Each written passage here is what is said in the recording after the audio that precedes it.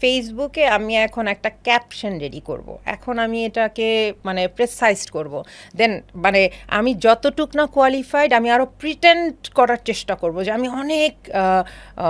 মানে আমার অনেক বুদ্ধি, হ্যাঁ আমি অনেক ট্যালেন্টেড, আই এম ভেরি মানে থটফুল একটা পার্সন। আমার এই প্রিটেন্ড করার বিষয়টাই আসছে সোশ্যাল নেটওয়ার্ক থেকে। আমাদের টাইমে প্রিটেন্ড করার টাইমই ছিল না, আমরা কাজ করতাম, হার্ড কপি দেখতাম, টেলিভিশনে নাটক দেখতাম,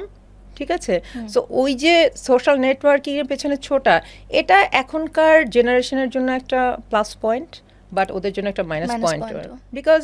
everyone is same, everyone is just going for the competition, everyone is trying to pretend and like মানে সেলফ প্রমোট, কিন্তু আসল কাজটার জায়গায় ওদের মানে ডেডিকেশন লেভেলটা আমার মনে হয় একটু মাইল্ড হয়ে যায়, বিকজ এই সাইডে মাইন্ড